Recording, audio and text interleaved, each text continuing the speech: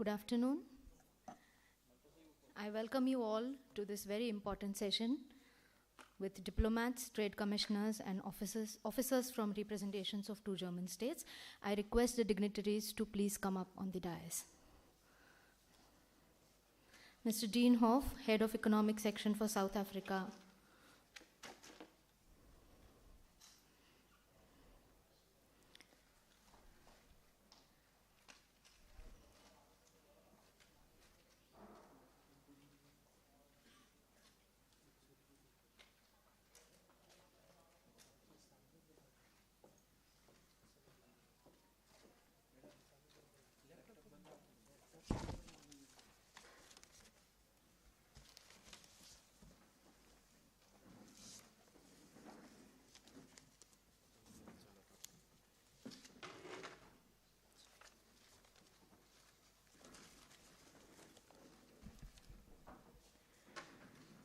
I also request Mr. Sudhanva Kopardekar to please come on the dais and welcome the guests.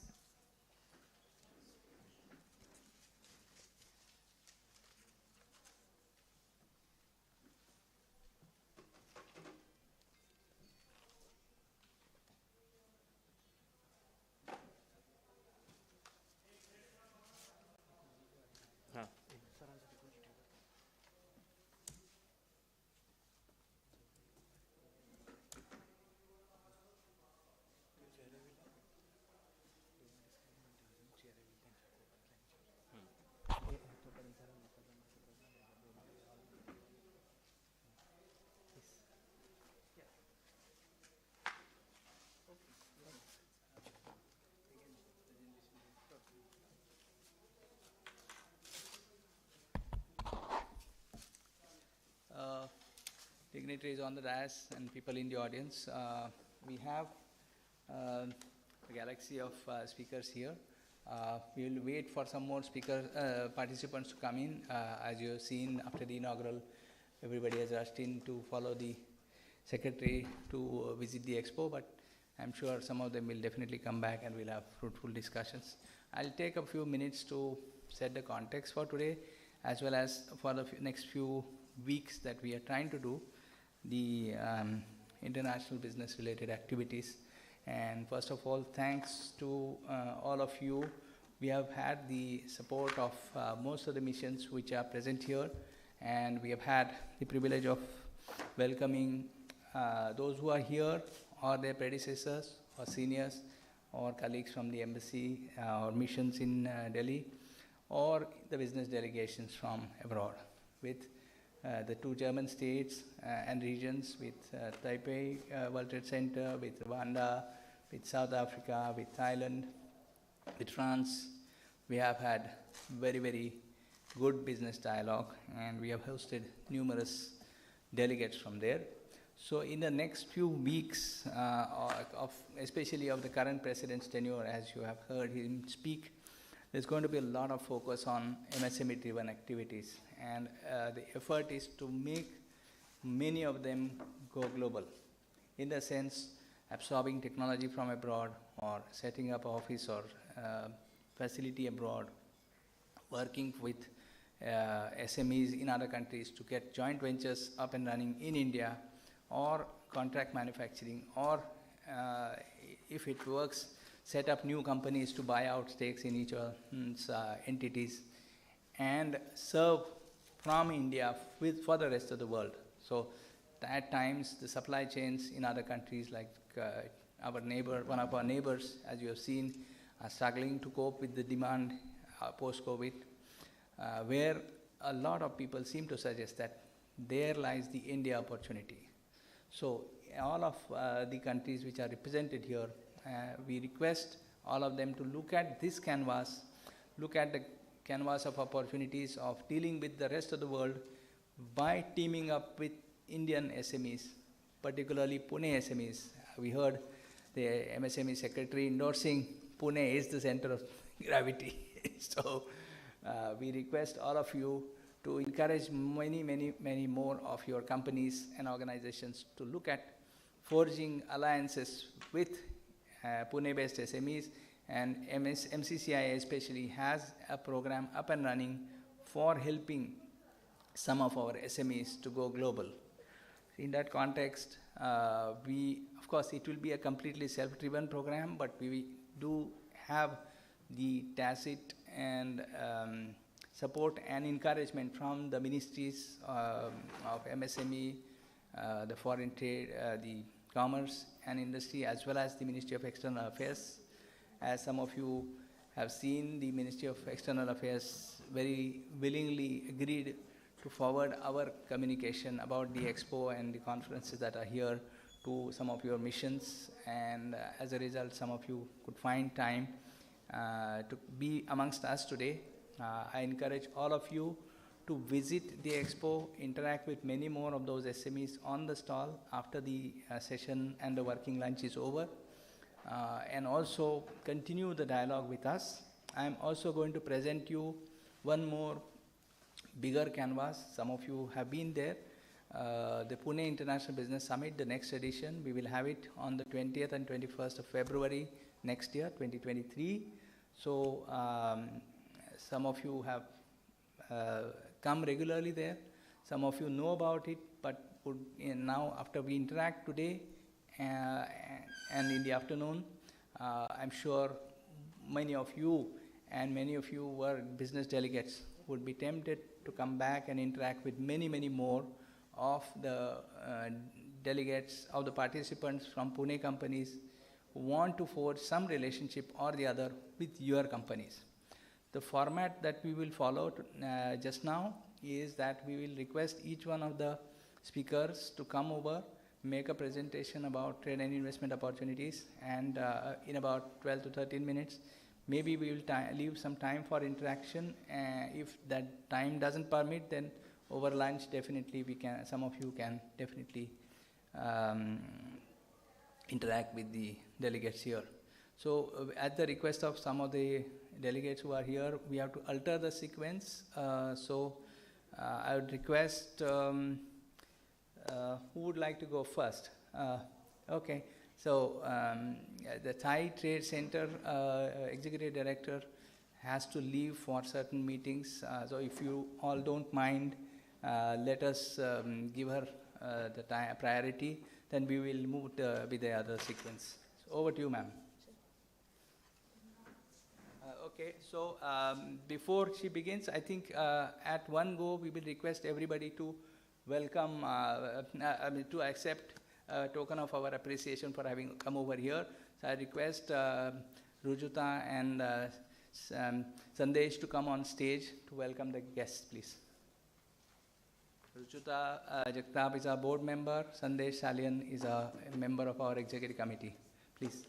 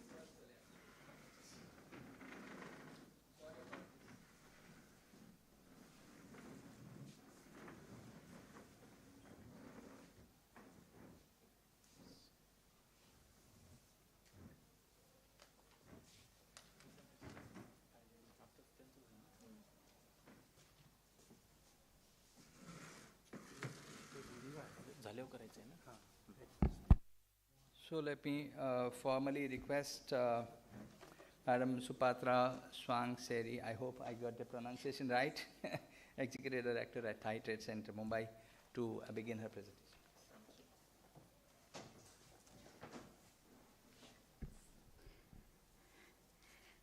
Distinguished participants, ladies and gentlemen, good afternoon. First of all, I thank Mr. Suthanwa Kopadeka, Director of MCCIA, for inviting me to this wonderful event organized by the Malatta Chamber of Commerce, Industry and Agriculture. It's my great pleasure to attend this event and to be a part of the inauguration ceremony. These types of events are the main catalysts to help grow trade and commerce and are the foundation to economic growth. Trade between India and Thailand are rooted in our history, its social and cultural interactions and extensive people-to-people contacts. The sharing of Buddhism is reflected in regular pilgrimage to places of Buddhist interest in India by a large number of Thai people. Hindu elements can be found among those reflected in Thai architectures, arts, sculptures, dance, drama, and literature. The Thai language incorporates Pali and Sanskrit influences. A large Indian diaspora living and working in Thailand is another important bond. Thailand is the fourth largest trading destination for India in the ASEAN regions. Bilateral trade between India and Thailand has reached an all-time high of around $15 billion in 2021 to 2022. The Thai market remains attractive for Indian investors and vice versa. The economic cooperation between the two countries in trade, investment, and tourism have continued to flourish during recent years. In 2021, India exported a total of around $6.4 billion worth of goods to Thailand. The main product export from India to Thailand were jewelry, including silver bar and gold, machinery parts, chemical, iron and steel products, medicinal and pharmaceutical products. Also, in 2021, Thailand exported a total of around $8.6 billion worth of goods to India. The main product export from Thailand to India were polymers of ethylene, propylene, chemical products, precious stone and jewelry, motor cars, parts and accessories, air conditioners, rubber and rubber products. We also share two FTA, the first FTA being the early harvest scheme, under which there are 84 items for which there is zero duty when importing to India from Thailand. The second FTA is the ASEAN agreement, which is between India and ASEAN countries. Under this scheme, there are a total of 5,000 items which can be imported to India under reduced tariff, and some products can be imported even duty-free. We also encourage you all to do visit our trade shows organized by our Department of International Trade Promotion Office in Bangkok. You can find a list of our upcoming trade show in the website www.thaitradefair.com. I would also encourage you to visit our other websites, which are www.ditp.go.th and www.thaitrade.com.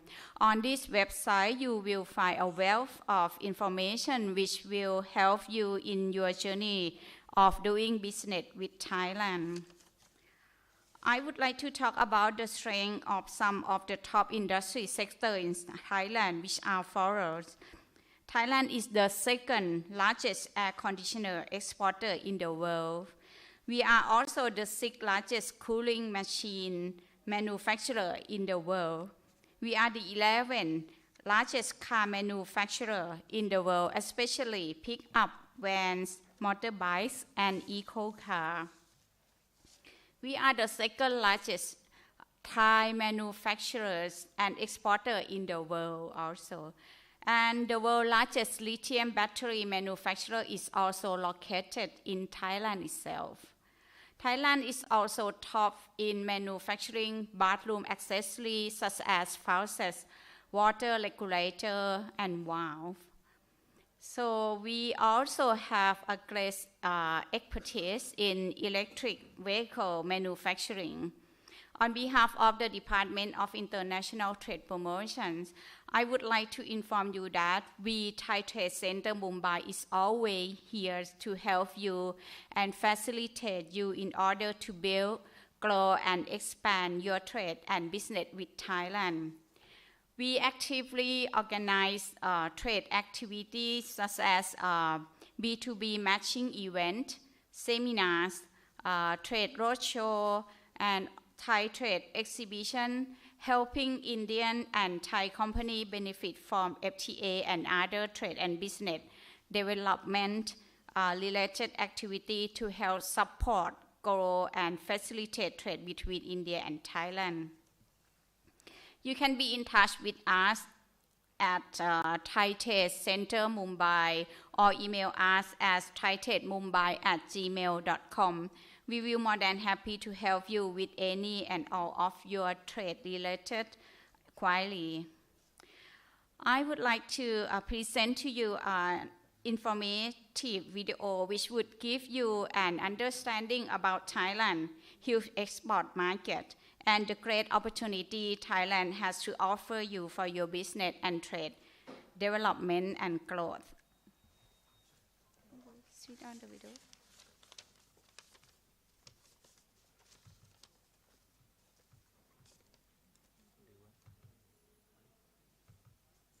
The economy of Thailand is often known for one thing, its tourism industry. It has been renowned as Asia's best destination. These paved the way for the entire service economy of Thailand to grow abundantly, affecting its financial, retail, and hospitality sectors. While tourism may play a huge part in Thailand's economy, it is in fact not the only industry that is performing well. In fact, Thailand has a huge and rapidly growing industrial sector. According to the Office of the National Economic and Social Development Council, before the COVID-19 pandemic, in 2019, tourism revenue had accumulated around 1.85 trillion baht, or around 50 billion US dollars. However, by 2022, tourism would generate no more than $13 billion.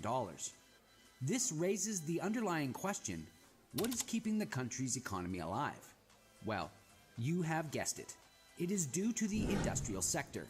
The importance of diversification in an economy has shed light on the world, as the need to have more than one source of energies for growth and stability is more crucial than ever. Nevertheless, while it did wake up the very governments of this world, Thailand has already diversified its economy, a wide range of industries that we will be able to find out through its exports. The Southeast Asian nation is regarded as one of the world's largest manufacturing hubs. It has created and exported cars and its equipment, offices, and other technological devices, but not limited to it, as Thailand has also gained prominence from its exportation of precious stones and jewelry, which all have been impacted either by the country's proper governance or the country's abundances of natural resources. The entire bulk of its exports sums to be about 271 billion US dollars as of the year 2021, as reported by the Ministry of Finances of Thailand.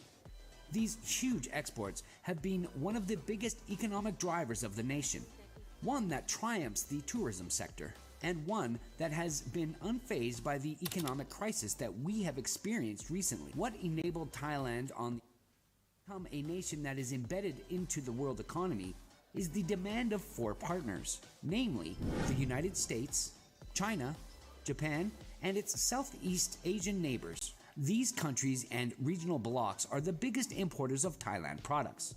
In the first half of 2022, China imported approximately $18.4 billion, whereas the US imported close to $24 billion, Japan $12.7 billion, and the largest 5 economies of Southeast Asia at $27.6 billion.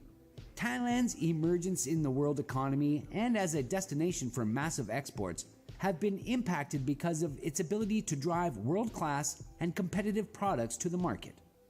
The automotive industry of Thailand has been well known across the region.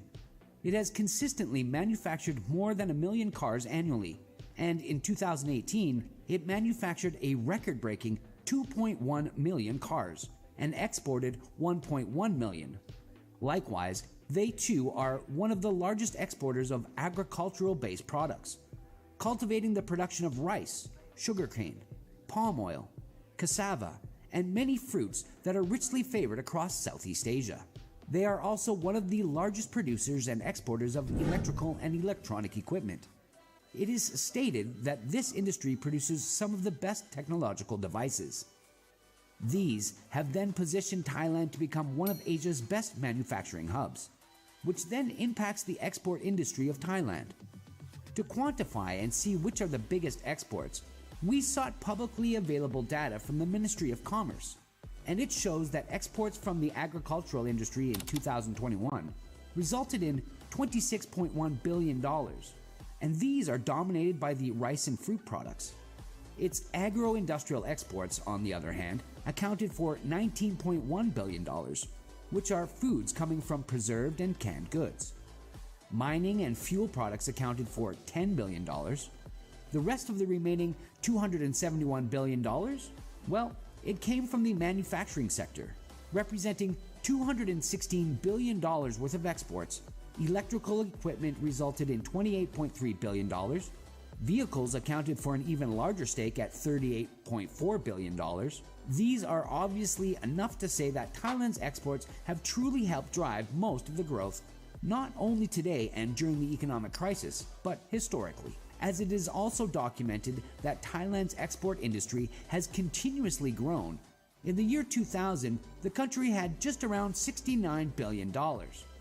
By 2008, it grew to over $177 billion, and by 2018, $252 billion. The consistent growth should represent that the demand for Thailand products is increasing, as products are very reliant on their quality. It can also tell us that Thailand's overall value chain has significantly increased. It has upgraded its sectors and implored more investments into manufacturing-based factories, to even staging strong foreign direct investments from international capital. Foreign investments also play a huge role. In fact, it plays one of the biggest roles in driving the entire manufacturing sector of Thailand. The Board of Investments reported that in 2021, it has gained $19.5 billion of investments, the largest of which went into electrical and electronic equipment, indicating that offshore companies are seeing a lot of opportunities in Thailand's manufacturing sector. A key milestone that can show us how Southeast Asia is slowly becoming extremely competitive around the world. And just like how Thailand is a massive exporter, they too are a massive importer. One of the questions often asked about imports is, why does a country need to import overseas goods? Why not just make it inside? Well, it's because manufacturing is not a simple matter, especially in today's landscape. Manufacturing high-value goods such as semiconductors are still difficult to do in Thailand, compared to assembling a car. Further, it can also cultivate every single fruit and vegetable on its own. It is likewise dependent on many factors such as weather. And lastly, Thailand does not possess every single natural resource. In order to manufacture, you will need a lot of raw materials, and Thailand, even though it is a rich country in these materials, does not have everything. And so, in 2021, it imported $266 billion worth of goods, which is enough to give the country a positive trade balance, since its export was $271 billion, Where these imports come from and what Thailand has bought off in that year differs largely from its exports. The biggest country that Thailand imports from is China, buying $103 billion worth of products, followed by the US at $56 billion. The biggest products, on the other hand, that Thailand imports are crude oil, chemicals, and machinery and its parts. The three are worth $60 billion. The importation of machinery is probably the most crucial because they allow some of Thailand's factories to function. Because if they want to manufacture high-tech products, they likewise need to have high-tech equipment. Now finally, how does this all contribute to the entire economy of Thailand? Well, more exports have always been attributed to economic growth. It after all produces employment, increases the aggregate demand, and creates new markets or expands existing ones. And it also shows that the economy is more diverse than most people think. Therefore, it brings us to the statement we said earlier on how Thailand was able to alleviate economic damages led by the COVID-19 pandemic, which closed down borders and destroyed the tourism industry. Furthermore, it also in part shows how Thailand has been steadily increasing its overall capabilities. Much of developing nations are still reliant on their natural resources. Thailand, however, was able to create a manufacturing industry. This will likewise impact the future of the country, because if a country relies too much on its natural resources, or say one industry such as tourism, when an impending crisis hits, it will hamper the economy by a lot. We have seen or may even see this happen in the future. What will happen if natural resources are now depleted, or if we again see another health crisis? Thailand's economy, which it has diversified, has been built on futuristic demands, and can be kept alleviated in times of disasters like these. But of course, these are all subjective to many opinions. Thailand is against the world when it comes to exporting its products. It needs to keep up its quality. It needs to keep luring in foreign investments, and it needs to balance all of these at the end of the day to ensure that reliance on one product will not pose a risk. But from the looks of it, the framework established by the government have all greatly helped the country to become where it is today. The country is amongst the best when it comes to doing business, which helps its manufacturing industries. Anyway, what do you think? The economy of Thailand is often known for one thing: its tourism industry. It has been renowned as Asia's best destination. These paved the way for the entire service. Okay, so I would now like to end here by once again thanking Mr. Suwanda Kopadekar, the entire team MCCIA, and each and every participants present here. And I hope and wish you all very fruitful and successful. Thank you very much. Thank you so much. Let me request Mr. Dean Hoff, Head of Economic Section of the South African Consulate, to make his presentation. Let me also make a special mention. Dean and his team has been very, very supportive of our initiatives. Whenever we have called them for some information or attending our events like this, they are the ones, almost instantaneously the response would come from him or his Consul General. So thanks to Dean. First I met him sometime in 2019 when we were trying to plan the first of Pune International Business Summit, and we were not sure it will go smooth, it will go slightly bigger over time, but they believed in the concept. They came first and they said, yes, we are there, and virtually or in person. So in COVID times, one of those occasions they had to come online because they couldn't travel, unfortunately. They had booked their travel, but COVID struck and somehow didn't work out. But they have been here, and I'm sure with Dean, his Consul General, and the other team will keep coming back and interacting with many more of such business delegates. Over to you, Dean.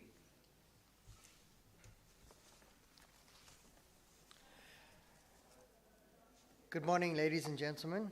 I'd like to begin by thanking the MCCI leadership for coordinating this session today. The MCCI has been identified as one of our important partners in nurturing and growing economic ties between our two countries. Our main focus and the work that we look to strengthen is bilateral relations between South Africa and India, and particularly the state of Maharashtra as the finance capital of India.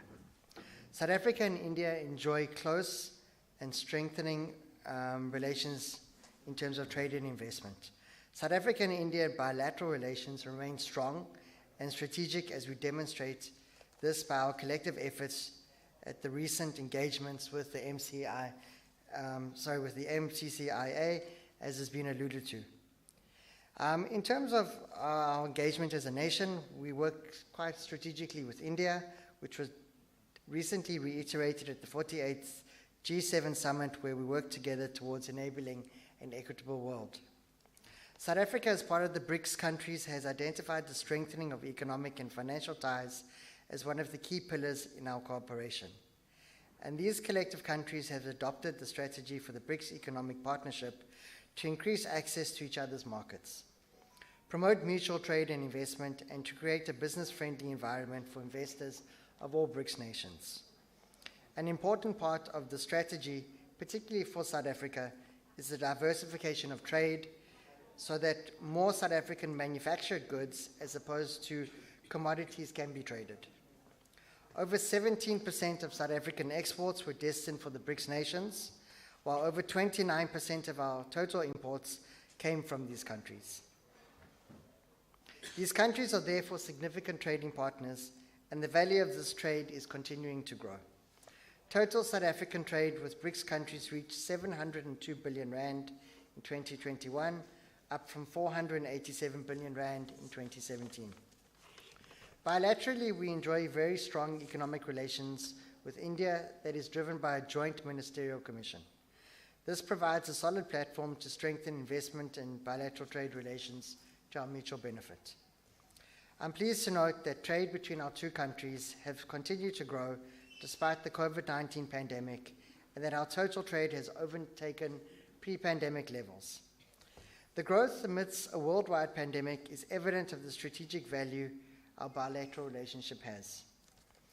India remains one of South Africa's leading trade partners, with $4 billion of exports to India and imports of $5 billion in 2021.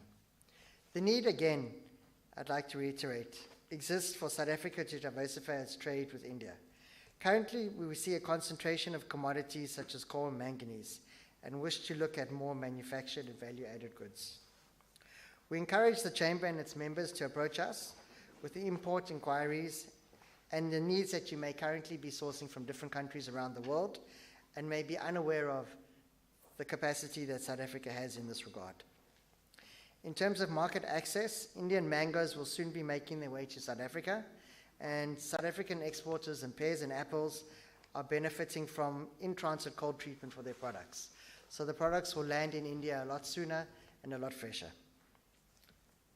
India and South Africa have also identified additional items for trade, which we hope to announce towards the end of the year. We're also excited to note that South African exports of apples have grown tremendously in the Indian market, roughly by 300%, reaching close to 1 million tons of cartons in terms of apples and pears.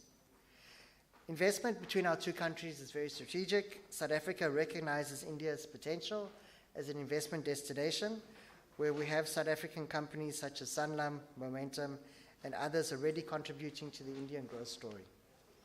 Indian investment in South Africa has in turn been quite phenomenal, attracting investment across numerous sectors, from companies including Tata, Wipro, and Cipla. These projects represent a capital investment of over $2 billion and have led to the creation of thousands of jobs, which have helped to create economic transformation and skills transfer in South Africa. Key sectors that we'd like to highlight offering economic potential and opportunities include pharmaceuticals, defense, renewable energy, infrastructure, mining, automotives, and manufacturing. In terms of renewable energy, South Africa presents a very exciting opportunity. Our state-owned utility Eskom accounts for 90% of our electricity generation. The remaining 10% is provided by independent power producers. Currently, our electricity generation is highly dependent on coal-fired power stations. Thanks to climatic conditions, South Africa is one of the highest potentials for solar energy in the world. Opportunities in the sector include $5 billion for rooftop solar PV by 2035 and energy efficiency of $1.2 billion by 2035. Hydrogen economy is gaining attention as a fuel source for the immediate future. The South African hydrogen energy journey began in 2007, where Cabinet approved the National Hydrogen and Fuel Cells Research, Development and Innovative Strategy, HI-SA strategy. Currently, South Africa is one of the world's top 20 emitters of greenhouse gas. Green hydrogen has the potential to help South Africa decarbonize and meet the target of net zero by 2050. The August 21 report by the National Business Initiative says South Africa has potential to be one of the largest global exporters of H2 and green fuels due to our highly competitive production costs by 2030. But again, I think the story of South Africa is not just limited to South Africa, it also extends to the African continent, where we meet an exciting time for Africa and the African continent. The African Continental Free Trade Area was launched in January 2021 and aims to boost trade by harmonizing a market of 1.3 billion people in 55 countries, with a GDP of $3.4 trillion. It will make trade between African countries far easier by providing a new export opportunities for South African products and services to member countries which trade with each other without tariffs or other hindrances. According to the World Bank, the agreement will lift 30 million Africans out of extreme poverty and boost the incomes of 68 million others who live on less than $5.5 a day.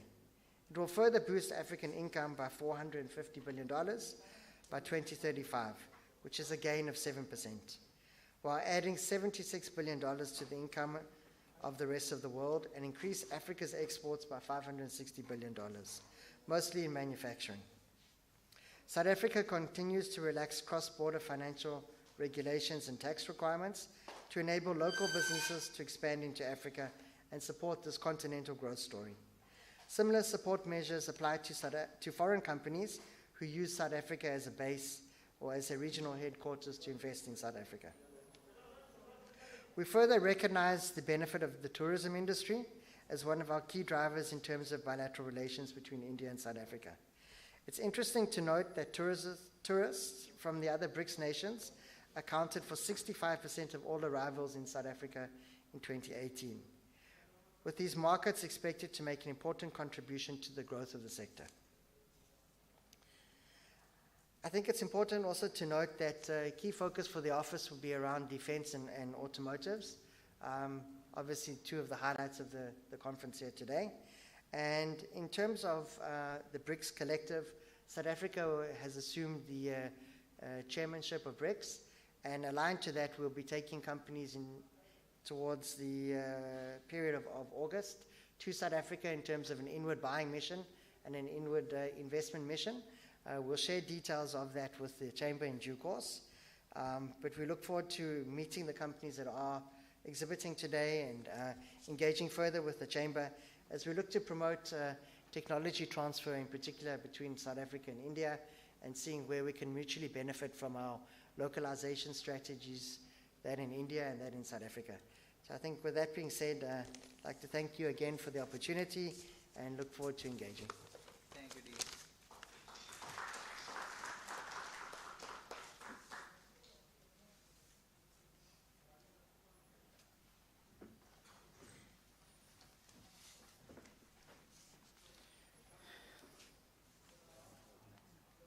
Okay, now let me request Madam Sylvia Marlinbaum, the Deputy Financial Councillor and the Head of Economic Division of the Mumbai branch of the French Mission, to address us.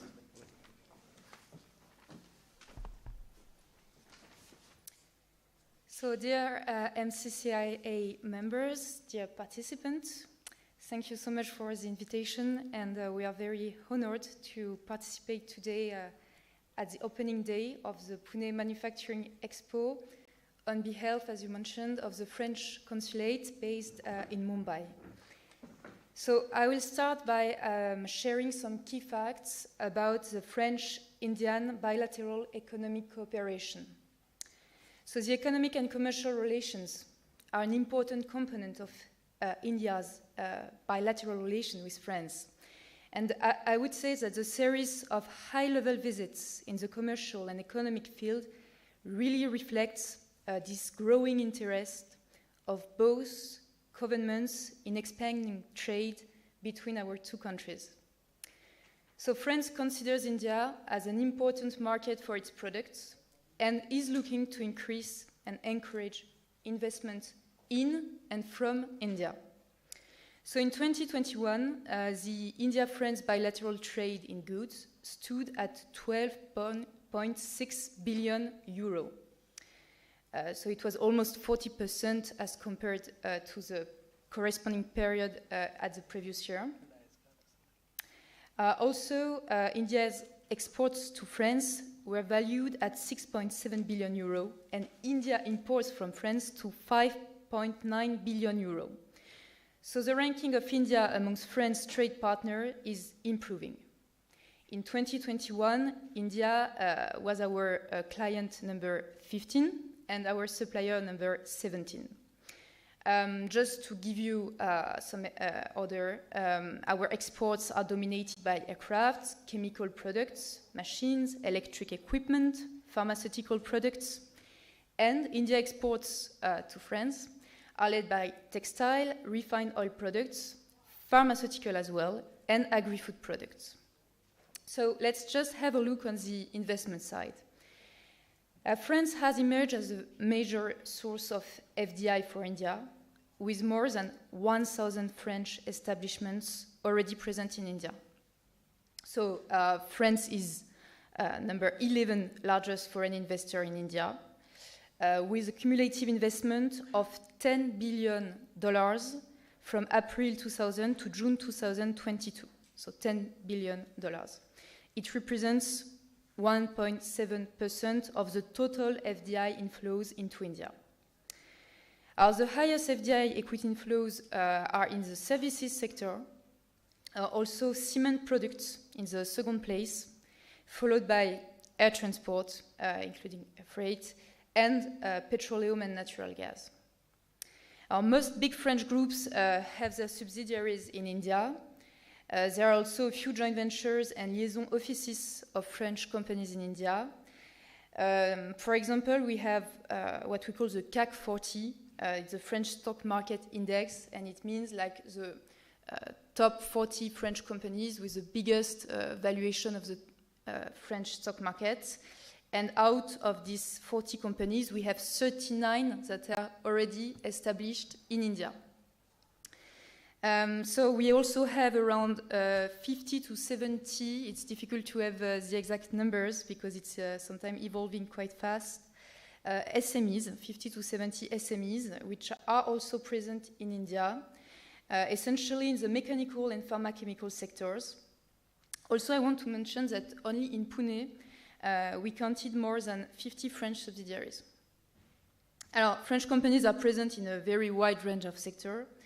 We have services with some big names like Capgemini, Havas, Sodexo.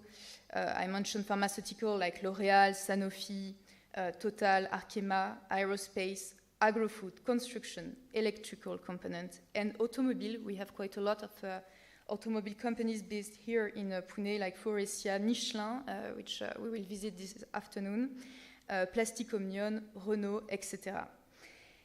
So in total, the French companies employ around 400,000 persons in India, and they have a turnover of more than 20 billion USD. So this is quite huge data. And talking about maybe the future and the oncoming opportunities, so the scale, of course, of transformation in India is stunning. The economic growth has been among the highest in the world over the past 2 decades. And according to the IMF data, India growth is expected to keep performing very well, more than 6% in the coming 5 years. And also, I mean, India, of course, has set very ambitious targets, especially in manufacturing, and we can see today at the Expo regarding the development of an export-based diversified manufacturing sector. regarding the green transition as well, aiming to reach net zero emission by 2070.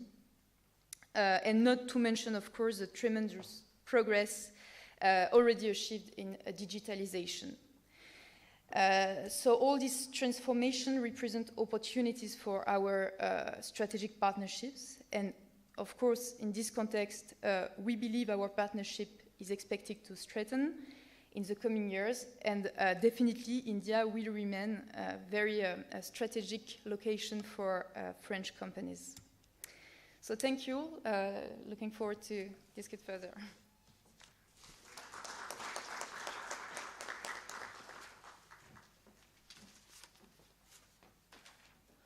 Thank you. Now let me request our friend Edison from the Taipei World Trade Center. You want to go first? Go ahead, please. So we'll hear some interesting facets from about Rwanda from the senior official at the High Commission and Delhi. Over to you, sir. Thank you.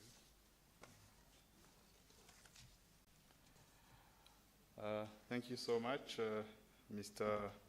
Sudanwa and your team. And the High Commission of Rwanda is thanking the Ministry of External Affairs first for the facilitation and extension of invitation to this great MCCI manufacturing exhibition. And we also thank the MCCI administration, and specifically Mr. Sudanwa and his team, who have really accompanied us from all the way from Delhi to this beautiful city of Pune for this exhibition. Having said that, sorry, I would like to go. I would like to go quickly through a presentation on the investment opportunities of my country, Rwanda. I'm sure some of you, thank you.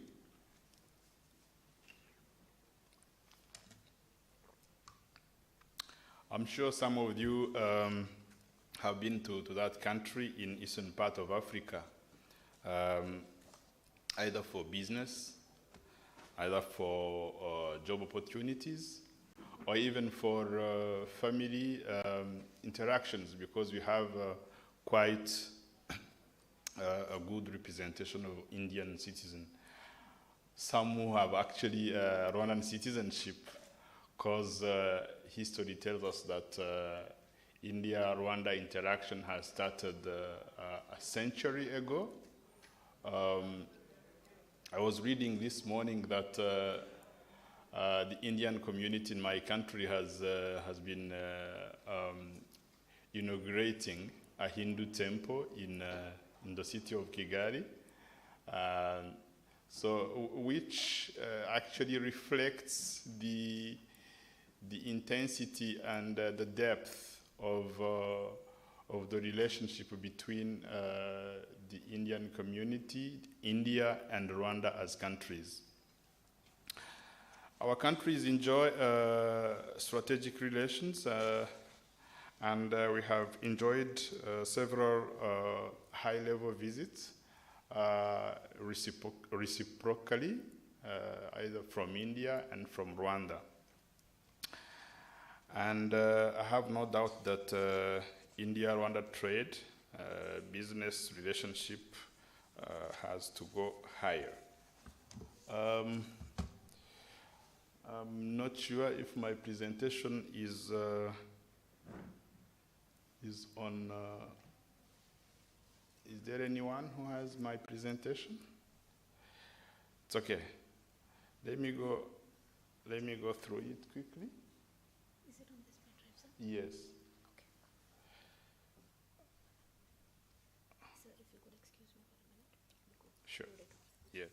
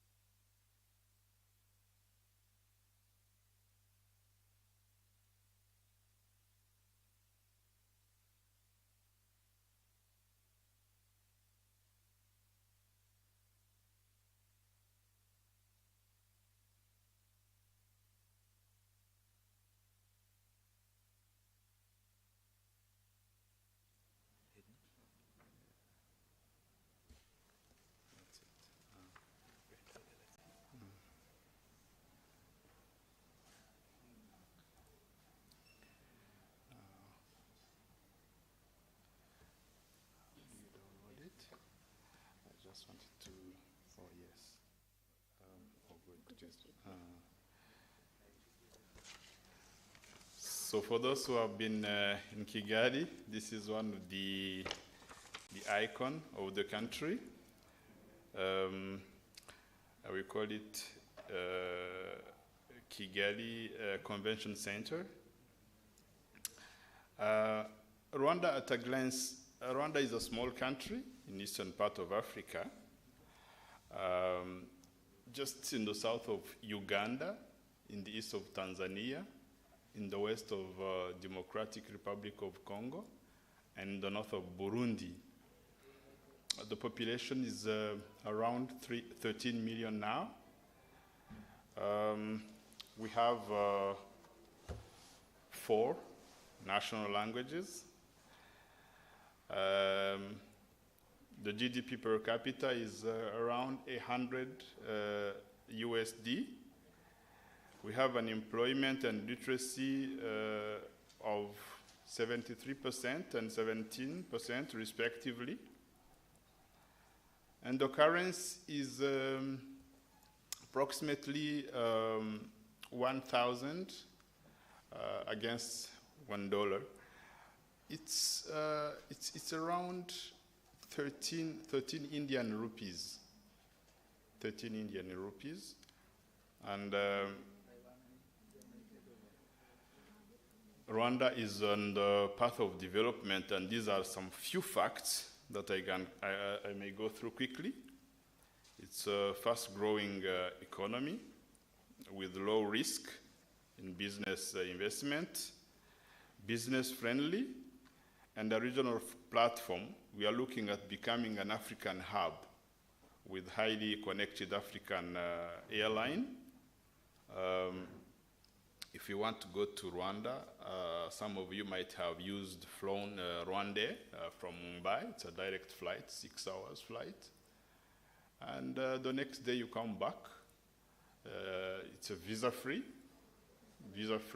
for Indian citizens. And when you want to open your company, it's 6 hours time. And you come back to Mumbai the next day, and all is done. The visa facilitation has actually started with the Commonwealth activities, where Rwanda was gearing at receiving the Commonwealth Summit. I'm sure some of you might have been in Kigali for that event. And we are a country that's looking at becoming IT ready.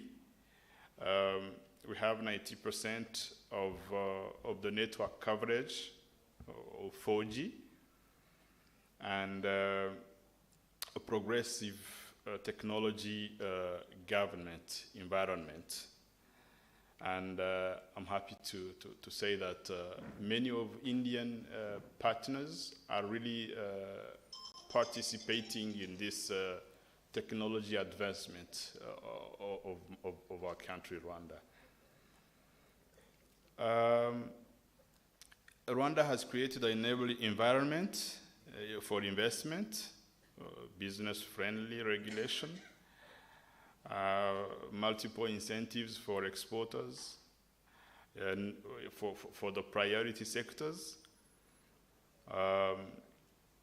efficient supported processes with a highly digitalized and efficient administration. It's a free business registration and a one-stop center for investors, just to facilitate the pool of prospective investors who are coming to the country. We don't have any restriction for the foreign ownership, no restriction on the capital flows, and most importantly, we have capital gains exemption on sale or transfer of shares. Some of the investment drivers, quickly, Rwanda has actually been participating actively to the establishment of the Continental Free Trade Area. President Kagame has been appointed by his peers to lead the African Union institutional reforms process, and it has been really yielding a lot of business and economic opportunities. And we think that this continental trade area will enable much the interactions and trade between India and Africa, and Rwanda particularly. Of course, it's a country that is looking at connecting most parts of the world, and we have been actually helping or partnering with the world in handling the migrant problems for those who were stranded in Libya, and mostly from the Horn of Africa and sub-Saharan parts and in Saharan parts of Africa. And some of them have been actually relocated to into the country, while looking at other relocation beyond. We have been actively participating in the United Nations peacekeeping missions, and we are happy to partner with India within this peacekeeping partnerships, because India has also a good experience in this, good and long experience actually, and we are happy that our officers have been benefiting from the Indian experience so far. We are now the Commonwealth chairperson from 22 to 24, and we co-chair the UN Broadband Commission. We are chairperson of the NEPAD, African Union Development Agency. All these international regional bodies actually I mentioned because they are an enabler for a safe investment and trade within the continent and between Rwanda, Africa, and India, and other partners as well.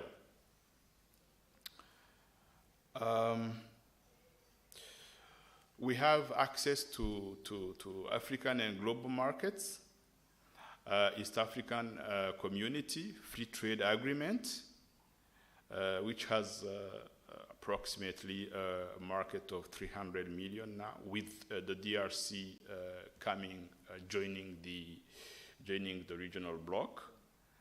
The COMESA Free Trade Agreement, which is a common market for Eastern and Southern Africa, with around 400 to 500 million market size.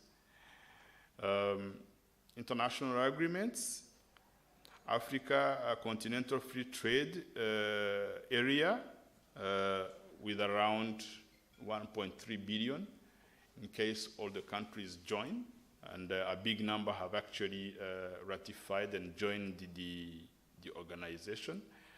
And I'm sure there are many activities in this sense between Africa and India to benefit from the existence of this trade bloc. This is the location of Rwanda in green. That small country between the DRC, between Uganda, Tanzania. We are connected to the world. The national carrier is linking the country to several parts of the world. India, as I was saying, Mumbai, and we are also going to the US soon. This morning, I was reading that our national carrier started the direct flight Kigali, UK, London. We are connected to parts of the Middle East, Doha, Dubai, China also, and several parts of Africa, of course, in the western parts of Africa, in southern Africa, and I have many friends from India who gave me this testimony that they have been flying Mumbai, Kigali, and connected directly to several parts of Africa, either Western Africa or Southern Africa. Some companies have elected domicile in Rwanda, and these are some of them. And many of these companies actually, we have quite a big number of Indian working in these companies as CEOs and or bringing up their technical expertise. But of course, you can see companies like Airtel. This is purely Indian, and which is really contributing a lot to the national connectivity and financial inclusivity, quite a lot. And it has actually brought up a positive and rich input within the telecommunication companies. We started with MTN, but with the advent of Airtel, the penetration of telecommunication and financial inclusivity within the rural areas has increased a lot. Companies like Ericsson, I've had so many friends from this company who have been moving from India to Rwanda, taking their expertise.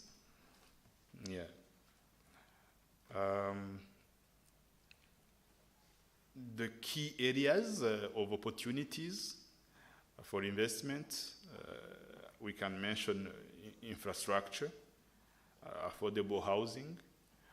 We have Indian companies in construction activities in the country because this is a sector that is really taking up and which is having a very, very high demand. Manufacturing, of course, agriculture and agro-processing, mining, health, ICT, education, tourism, affordable housing, I've just mentioned. The demand is strong and growing fast. This is why we should be investing in Rwanda. Our government is actively contributing to the viability of investment. And this is the transport sector, the acquisition of operation of ferries on Lake Kivu. That is a new requirement. And we are looking for investors to look at this sector for investment. Construction and operation of railroad between Tanzania and Rwanda, the construction and operation Kigali Bus Rapid Transit, Kigali City Cable Cars, operation of aircraft maintenance, aviation training facilities. All these are the sectors that really need prospective investors come and look into. The manufacturing, construction, textile, packaging, motorcycle assembling. This is agriculture and agro-processing, logistics, seeds, fertilizers, irrigation and mechanization. Yes, we have actually been benefiting from the lines of credit from the government of India. When it comes to irrigation, and many companies are involved in this sector, but of course, the presence of the manufacturing, or I mean the mechanization machinery, is still wanting. It's not so much present in the country. Food processing, milk processing, poultry, mechanization opportunities, horticulture. Those are the sectors that still need investors to come and explore. Mining, industrial mining, gemstones, minerals, provision of mining equipment, trade in mineral substances, health, imaging clinics. It's good we have quite a big number of Rwandans coming for health treatment to India, in several parts of India. But we would also like to have investors in the health sector to come and see and explore and look at the opportunities which are present so that they can invest in the health sector, in equipment manufacturing, the medical consumables manufacturing, medical schools to generate skilled staff for health sector. We are actually importing quite a big number of pharmaceuticals from India, but we think that the domestic manufacturing of the pharmaceuticals and all health equipment would benefit more, of course, in two ways. That is the health structure of the country, which is spanning from national to the lowest level of the country. Yes, in ICT, of course, Rwanda is a country that is looking for ICT development and becoming a regional hub or even continental hub for ICT advancement. And the sectors to look into are the infrastructure management, the software development, cloud computing, business process outsourcing, mobile applications, e-government, ICT education, ICT business, application IT consulting, software, research and development. We have many Indians who are this in sector, but it is still on a low level. And I may say that the sector is still in demand of the industrial level to come and set in. The Kigali Innovation City. Kigali Innovation City, this has a scope and objective of developing an innovation and knowledge hub with the world-class learning institutions.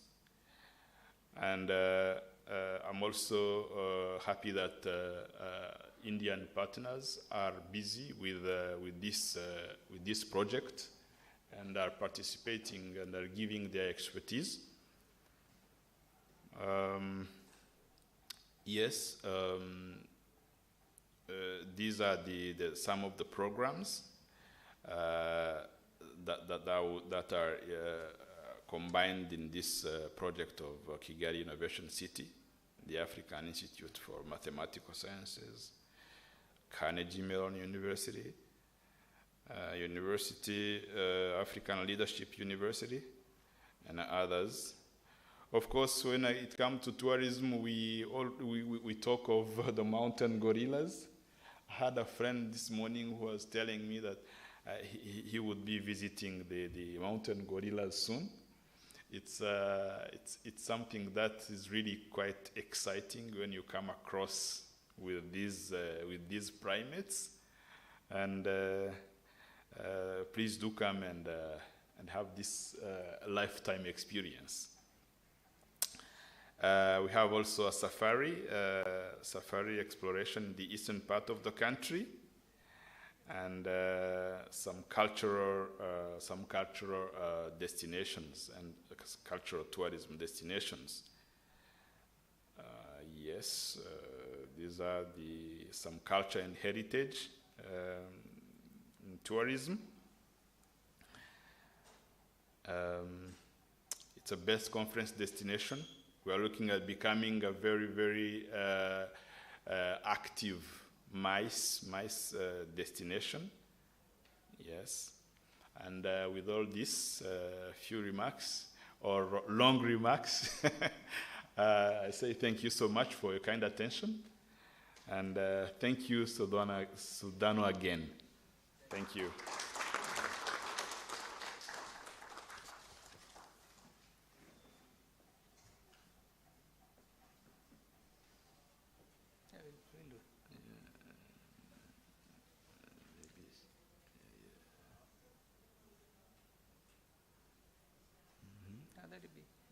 They will have Okay. two of them. All right, take it from here. You can save it here. So we have it on record. Okay. I'll do it. It is your pen drive?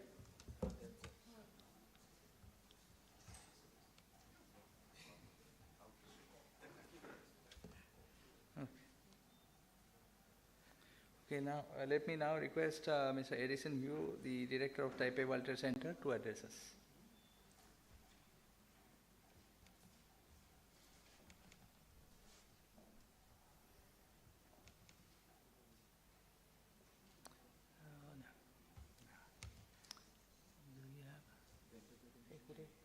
Do you have the presentation? You don't have this on. It's not here? I don't think it's here. Okay. He had Don't worry. sent it on mail. But I have a backup here. you have? Okay.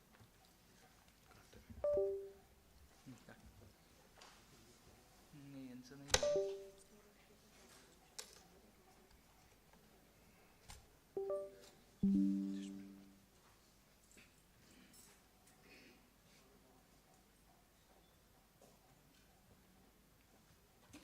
No. Here. Okay, I'll operate from here. Thank you. You have it? Yep. Okay, thank you. I sent it on mail, but I didn't. That's see it okay. here. Okay. Good afternoon, everyone. First, I would like to thank you. I would like to express my thanks to Mr. Sudanwa and the MCCI for inviting me here. So I will take this opportunity to introduce Taiwan industry and potential trade opportunities.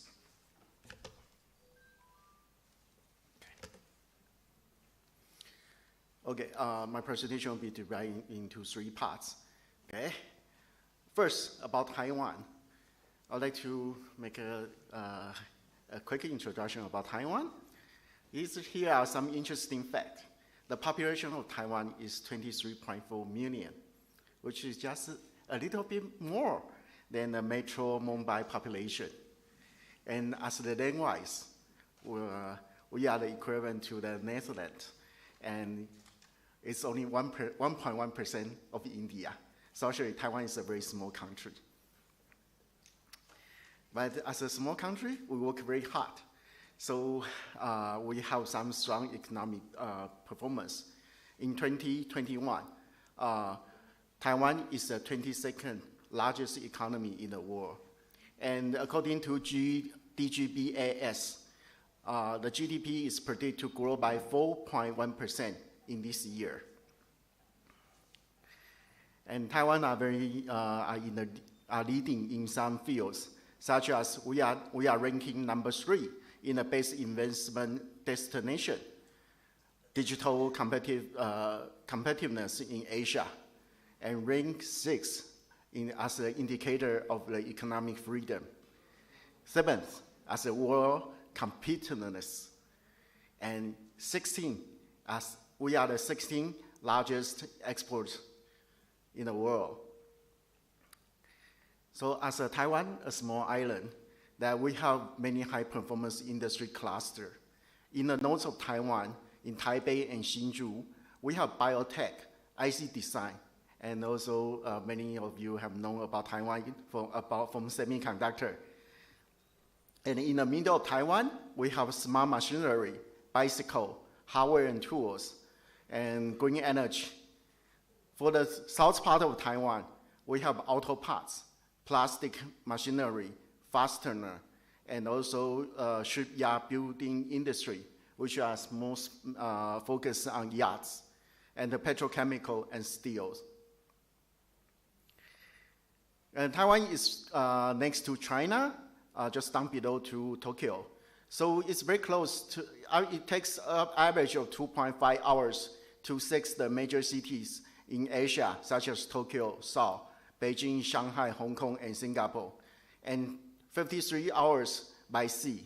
But from Mumbai to Taipei, if you want to visit Taiwan, it will take about 10 hours to 17 hours, depending on the connecting flights you take. Before COVID-19, there's direct flight, but right now we are still waiting for it to return. And as for if you are purchasing something from Taiwan, from Port of Taipei to Port of Mumbai, it will take about 19 to 20 days. So for Taiwan, we have some leading industries which I just mentioned, such as IoT, machinery, auto parts, and bicycle, textile, etc., which I will explain in the following PowerPoints.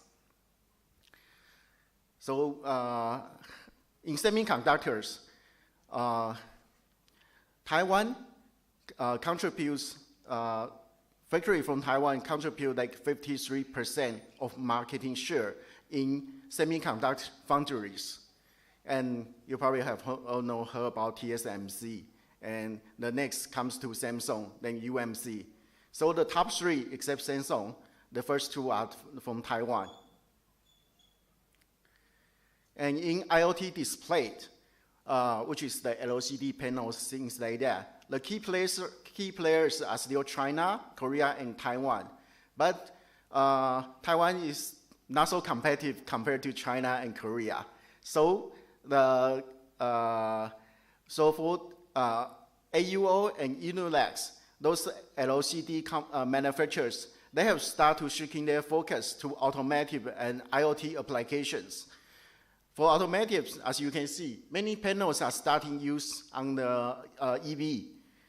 And for medicals, that can be used in X-ray panels. And because Taiwan has a strong manufacturing capacity, and we are very good at customizing products, so we often can help customers to integrate to the top tier supply chains. And the other part of IoT is communication. In 2021, Taiwan accounts for 16% of world's networking communication equipment, and expect to grow by 6.4%. Many of Taiwanese communication products are ranked #1 in terms of output value, such as WLAN, cable terminals, ADSL terminals, IP STBs, and D-Link, Gemtech are 2 of the most well-known Taiwan communication equipment brands. And we are also good at electronic components, such as optical lens modules. Just a few years ago, most of the Apple iPhone you are using, those cameras come from Taiwan. And we are good at the PCB, wafer packaging, energy components. And we are good also at the ICT designs. 3 of our Taiwanese brands has been within top 10s, such as MediaTek, ranked #4, Novatech, #8, and Realtek at 9th. And also we are good, Taiwanese are good at manufacturing passive components. As for PCB-wise, on the top 30 PCB companies in the world, 11 are from Taiwan, and #1 is also from Taiwan. For machinery-wise, we are ranking #2 in shoemaking machineries, #4 in wood-making machinery, and we also have within top 10 within plastic and rubber machinery, machine tools, and textile machineries. And Taiwan has many competitive edge, such as we have a close industrial clusters, and all those, the technology and the close, and the size of Taiwan, so make people and manufacturers, they work together, all tidy, so we can develop products very quickly. And here's one opportunity. Right now, I see that which Indians companies can explore, which is the machinery products. Taiwan pretty much want to export their product machinery to India, but India is such a very mass market, and as I mentioned earlier, like the size of Taiwan is only 1.1% of India. So Taiwanese company really relies on good partners who can help them to develop the market and do after sales. So if you are happen to be in the machinery industry, or you have connection with that, I think there's an opportunity for you. And Pune, as the manufacturing hub of auto parts, Taiwan has some close connection with Pune as well. But mainly, our products are exported to USA, and our products are most used in aftermarket and collision repair parts. The top 5 products that Taiwanese manufacturers are body parts, lamps and car lightings, tires, electrical lighting, and suspensions. So as Pune is a hub of automotive, they will require certain advanced parts from other countries as well. So there's also an opportunity to export. And as for lamps, I think the Indian company, Indian lamp manufacturers, Lunex, also has set up an R&D center in Taiwan, and to help Taiwanese to help them to develop lamp product quickly. And as for why Taiwan is so strong in auto parts, because we have strong machinery, industry, which those in turn those machinery could help Taiwanese company to produce products according to their requirement. And as for other things, we are also looking into, Taiwan is also tapping into the EV market. Taiwan has a very robust EV supply chains. We have suppliers in vehicles, motors, electronics, batteries, charging parts and charging station, and also testing equipments. So I think there's an opportunity that Taiwan can work with India. But as I mentioned, because most of the people in Taiwan, like we are a very small population country, so we require help from India to help us to work to cooperate with the Indian companies. And Taiwan is also is also known for bicycle industries. Actually, Taiwan export 1.7 million of completed bicycle every year, and 42% of them are e-bikes. And some of the top 1 companies in bicycle industry belongs to Taiwan, such as the giants, Maxis, and also KMC. So as you see, Taiwan has a very robust supply chain for bicycles. So I know bicycle is still not a trend in India, but as the pollution grows and as people, as the government demands less cars on the roads, bicycle will be, I think India one day will become like Europe, will use bicycle as their main transportation. So if you are interested in the bicycle, maybe it's time to get connected with Taiwan. Okay. Here is some of the bicycle industry strengths. Like Taiwan, we actually produce high-value products. For example, for giants, we produce carbon fiber bicycles all the major racing sports, bicycle racing sports. And for e-bikes and smart bikes, these bikes are slowly replacing some of the motors in Taiwan as the main transportation for families. And also Taiwan is a very good place for cycling bicycles. So in fact, personally, I have ride a bicycle and take a tour around Taiwan twice already. And as textile-wise, Taiwan is the 8th largest textile exporters. Our products are mainly functional fabrics. And Taiwan has many strengths in the textiles. We develop eco-friendly material from recycled plastic bottles, bamboos, even from coffee beans, like the coffee powder after you make coffee every day. And then we even develop fibers from spider webs. And because of Taiwan's ICT strengths, we also integrate electronics into fibers. In Taiwan, we already developed sportswears that can manage that without additional without additional electronic device, which that already can measure your heartbeats and your biological signs. And Taiwan textiles are made for performance. Over 17% of global outdoor sportswear, such as Nike, Adidas, Under Armour, they are the customers of Taiwan's textiles.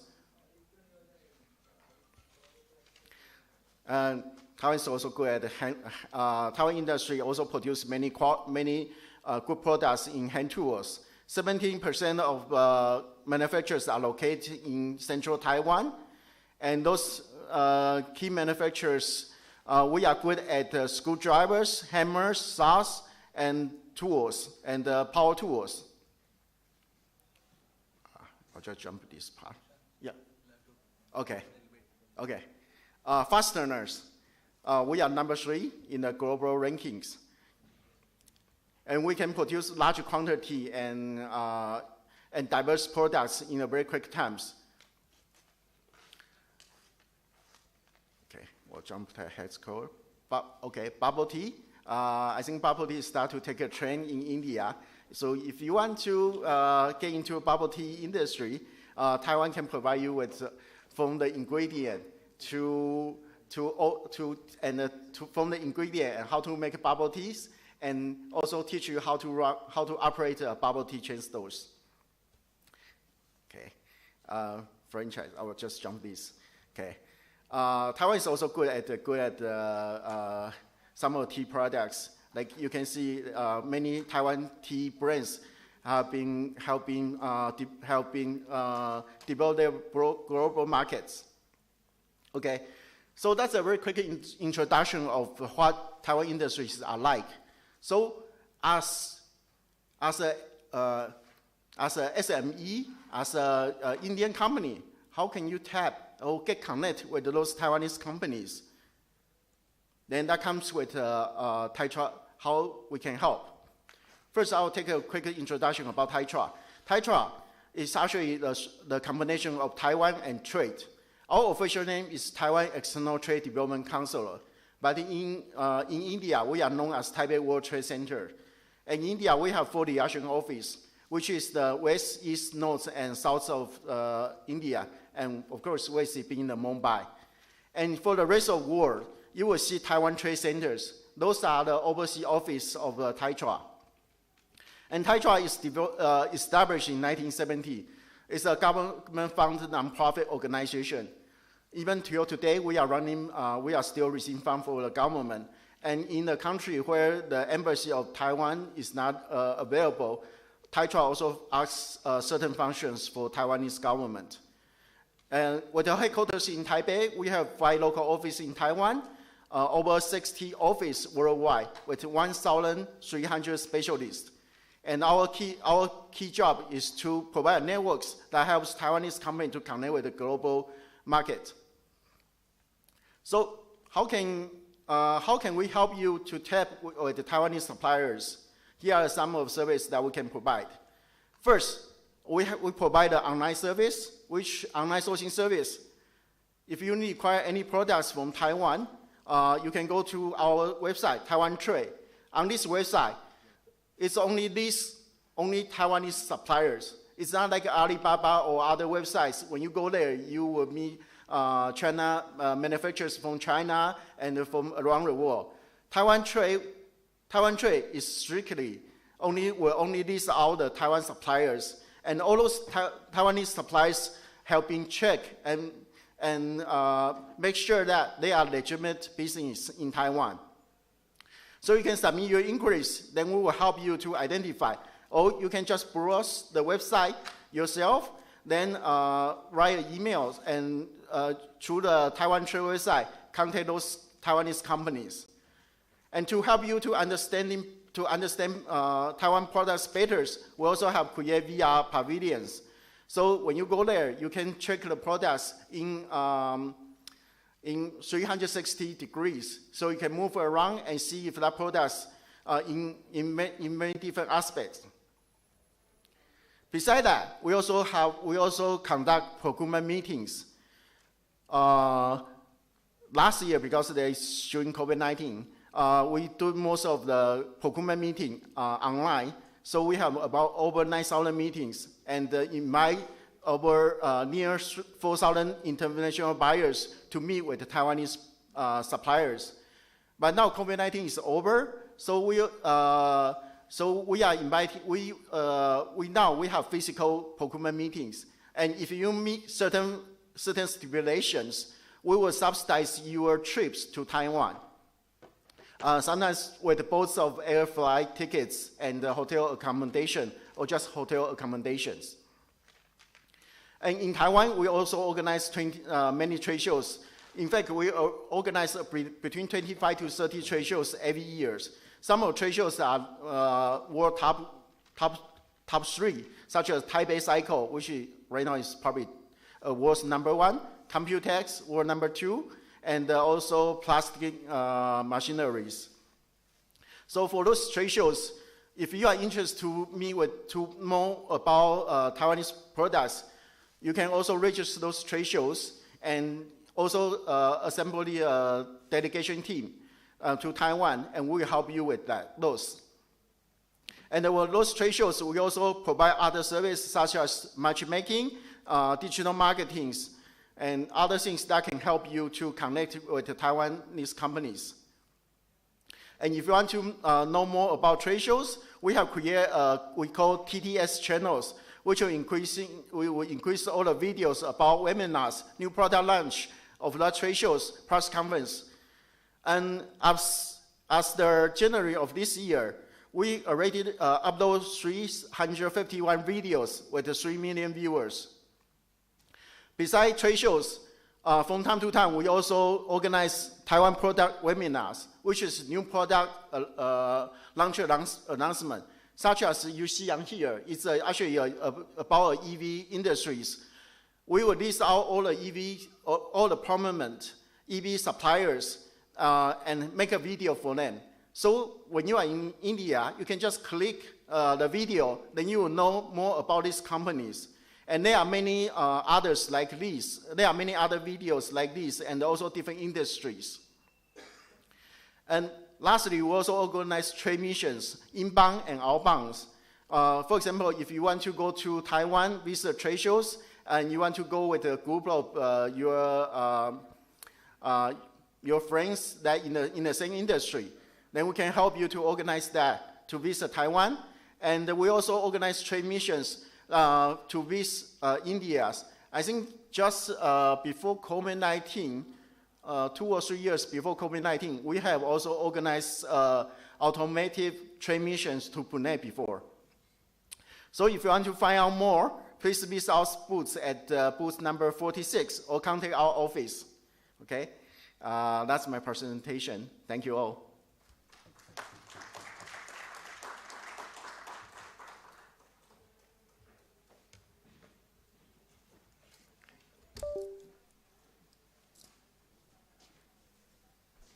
Thank you. We have a couple of more presentations and then we will break for lunch and then we reassemble here at about 2:30 for the address by the Honorable Minister for Industries for Maharashtra State.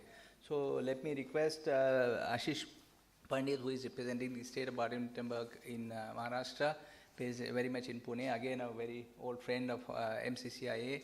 At the stroke of midnight also we chat sometimes and try to get some more information. They have hosted quite a few of our MCCIA delegations in Germany, and we have been at the receiving end and privileged to receive quite a few high-powered and B2B delegations from the state of Baden-Württemberg and the city of Karlsruhe as well. Over to you, Ashish. Thank you.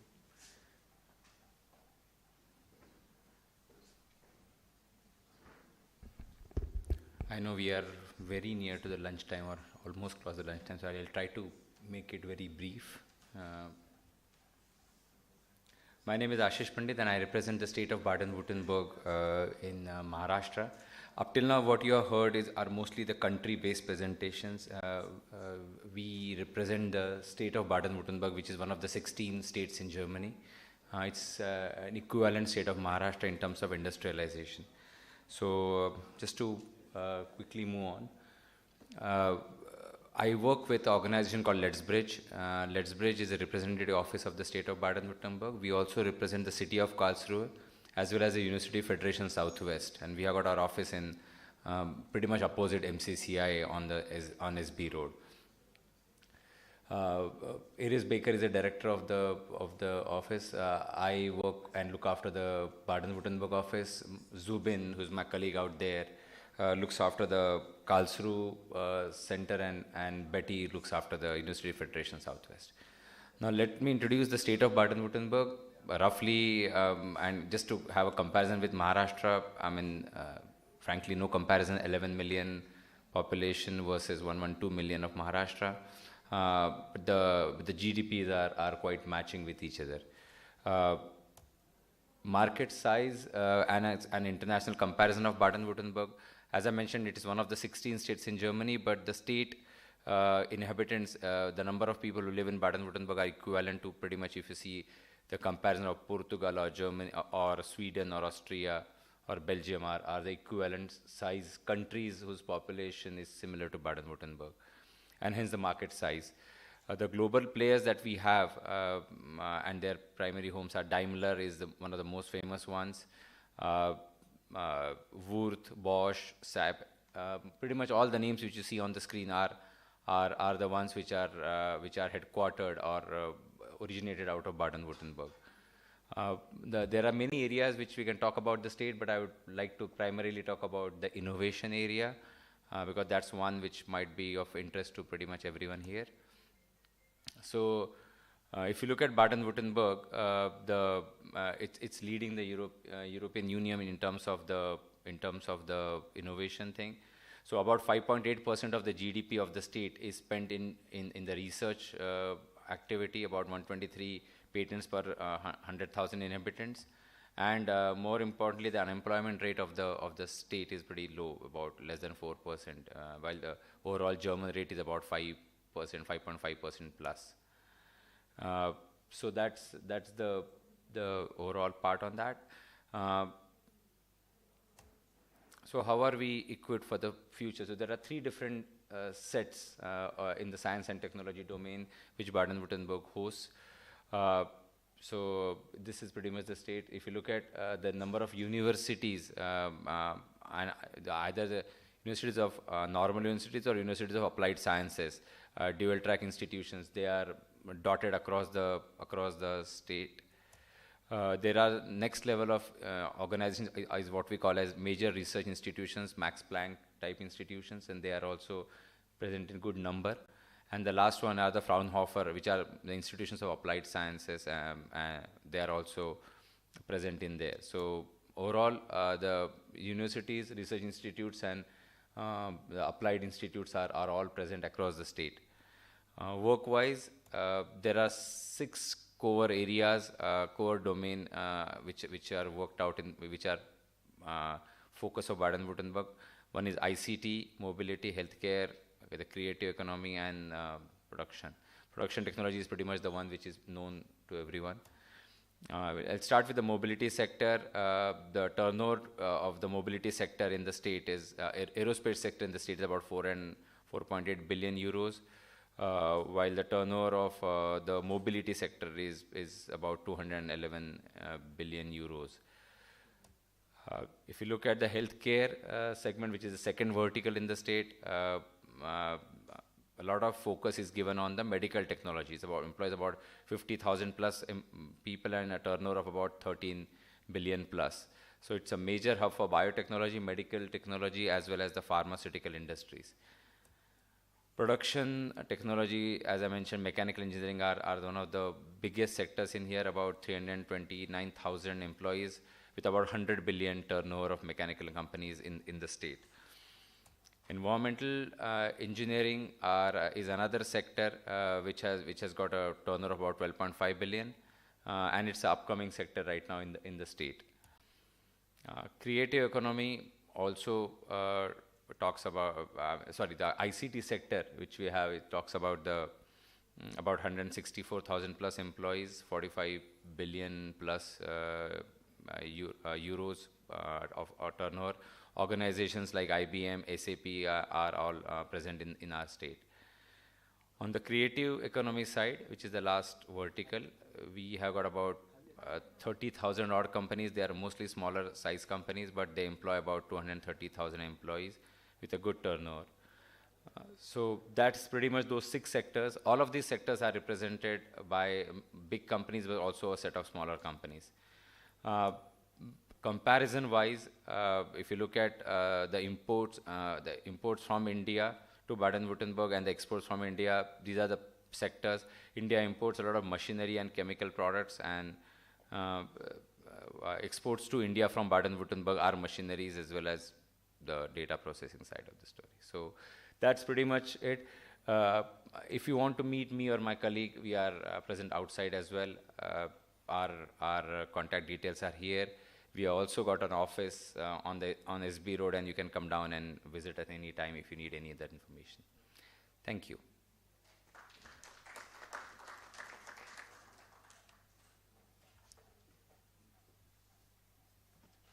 Thanks, Ashish. The last presentation before we break for lunch, our friend Aniket Chaudhary from the representative office of Frankfurt Rhein-Main, again very old friends. They have got numerous delegations to Pune and MCCIA, and they have been very much part of the Pune International Business Summit all through for all these years. When we did the sessions virtually online, they got quite a few of those delegates online as well, and hopefully we will intensify the dialogue in the months ahead. Over to you. Okay. Yeah. Thank you so much, Mr. Sudhanaji. I'll just get this presentation on this thing. Yeah, let me just check.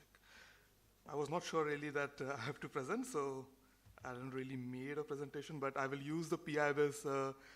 That was a presentation what I used in 2022 in February, when we were also the part of the Pune International Business Summit. So we have been working with MCCI for quite a long time, and the partnership has been quite comprehensive, intensive. Sometimes due to COVID it was virtual, but all the time we have supported MCCI, and at the same time we have also supported the Pune business community for their expansion to Germany. So let me just very, very quickly get you to the presentation and what we do and what are our services, because it's also I think it's the last session before the lunchtime. So yeah, so who we are basically Frankfurt Rhein-Main. It's a region. It's not a state like what Ashish has mentioned that Baden-Württemberg is a state in Germany, but we represent a state. So before going to the service, because I mentioned about the region, so we represent this region. I will zoom it a bit more. Okay, I think this is perfect ratio now. Yeah, so we represent this region which has 3 states.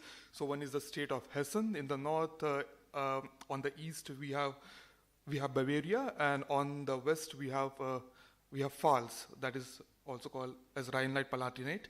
So the three states have came together and they have formed a region to represent it to the international community. So we have 32 stakeholders. Basically, these stakeholders are the municipalities, these are the local governments of different regions which all have came together to form a region, and this region is called Frankfurt Rhine-Main GmbH. So that's how this long name is there, Frankfurt Rhine-Main. Why basically Frankfurt? Like if I also want to split it, basically Frankfurt is like the center of all the region. It is the Frankfurt city, and Rhine-Main are the two rivers which are flowing across the region. You can see the white line. So one is the Rhine River, and the next one is the Main River.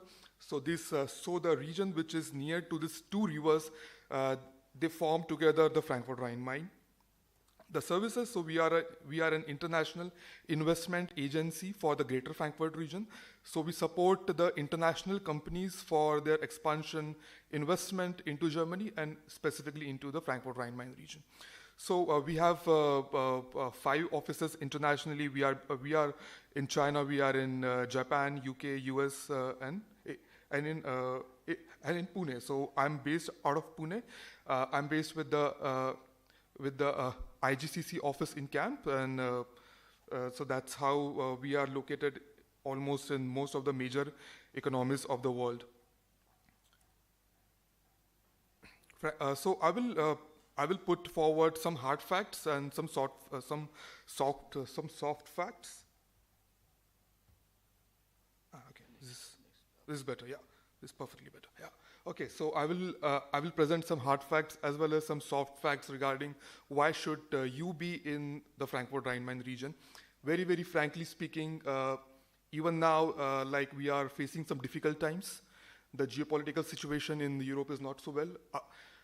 I think after 1945, for the first time, we are seeing a full-fledged war in the European mainland. So we have to be very, we have to accept this fact, and business is not so easy.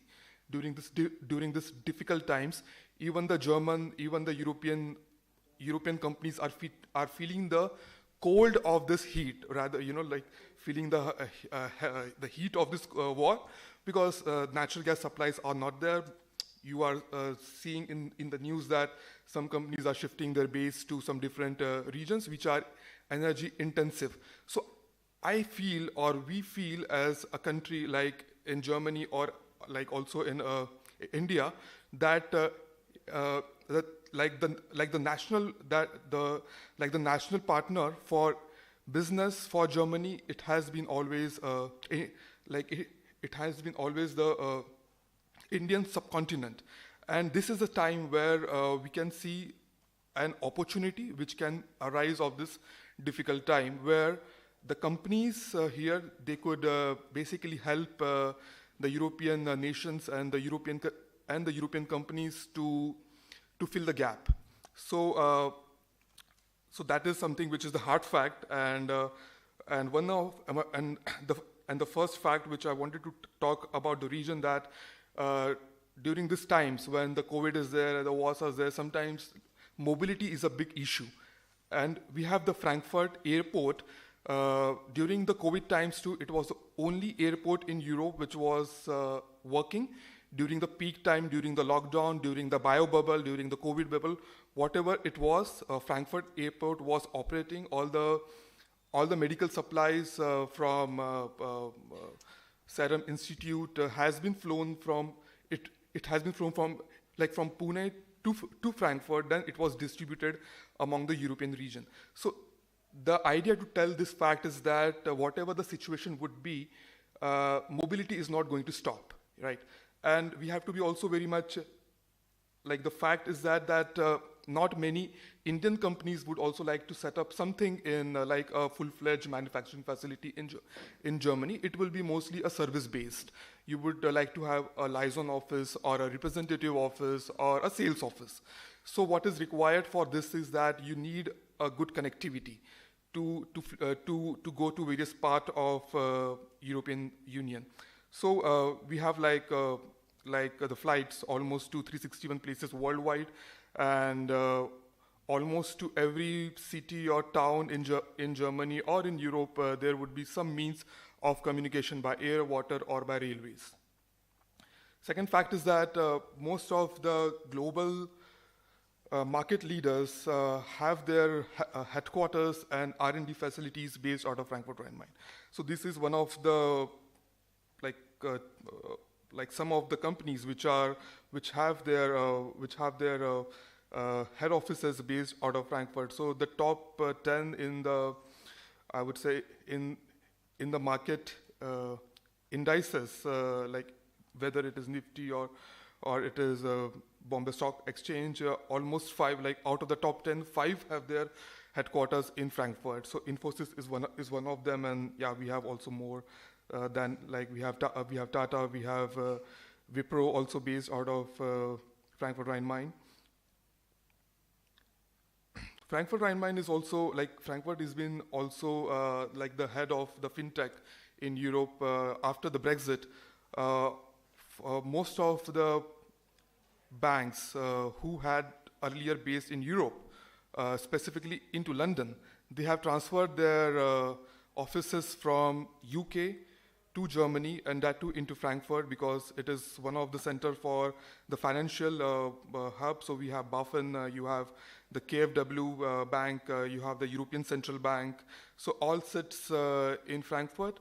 So once you have the bank, you also comes the ecosystem with it. You have the highest data center in Germany. Now, there was one statistics was there that in Europe, Amsterdam was the top in data centers, but now it is Frankfurt. So there are more data centers in Frankfurt than Amsterdam. Of course, if I see the European part, UK still leads it, but if it is in the mainland, if it is the mainland Europe, Frankfurt has the highest data center in Germany or in mainland Europe. So with the data centers, it comes the IT services, it comes the services for AI, automation, in this Industry 4.0 and whatnot. So once you have the infrastructure which is ready for the data centers, then all the things like which are associated with it, they follow the suit. So we have this internet exchange point, which is called D6. So D6 is basically a nodal point, and the peak capacity is 10 terabyte per second.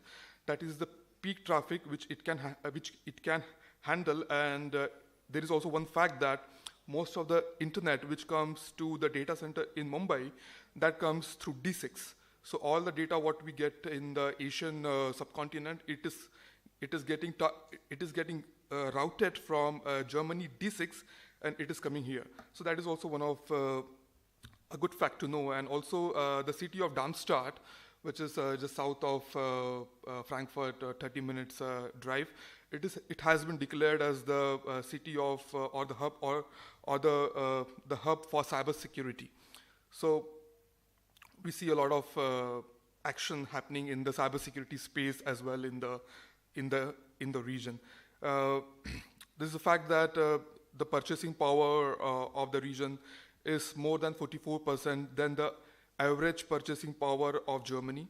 You have got a pool of consumers, which is 5.6 million within a radius of 60 kilometers. So that's like just 15 or 20 minutes drive, and 47 million of the consumer within 200 kilometers.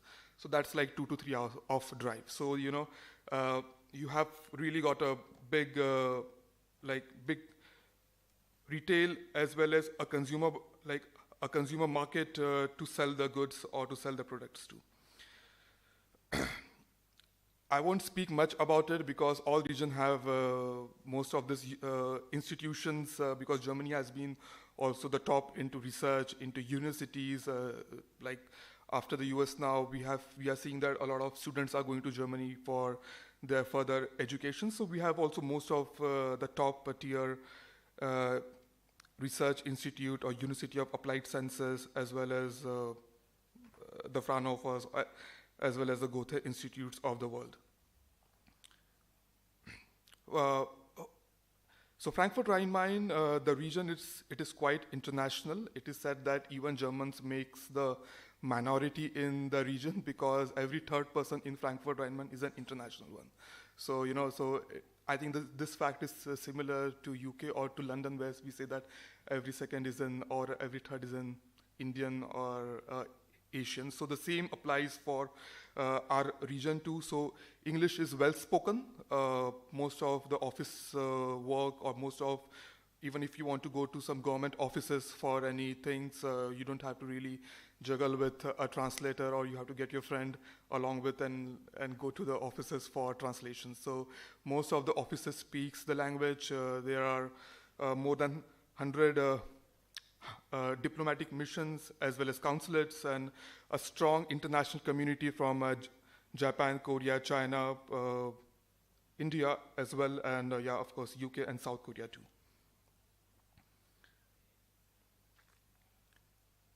So Germany is quite scenic, I would say, and also the Rhine-Main Valley, which is known for the famous Riesling wines.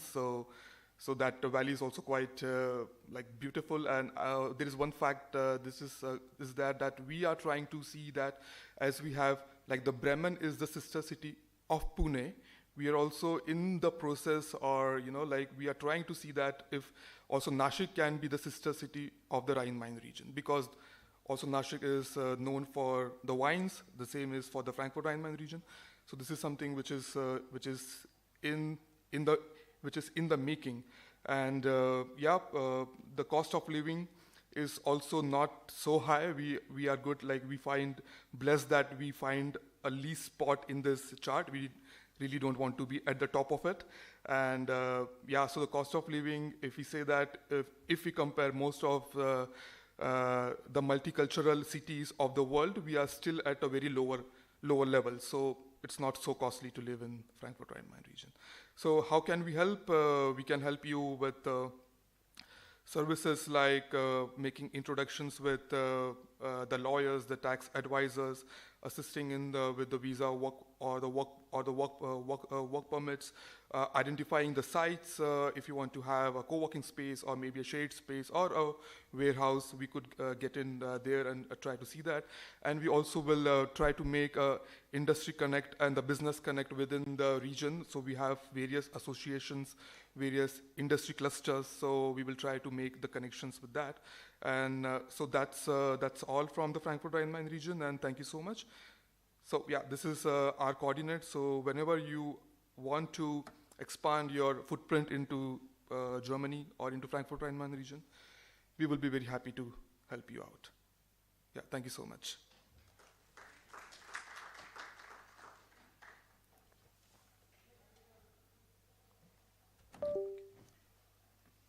Thank you so much, Niket. Thank you to all the distinguished panelists here. Let us conclude the program, and I'm sure you will find some more opportunities to network with these people. You can also interact with them over lunch here.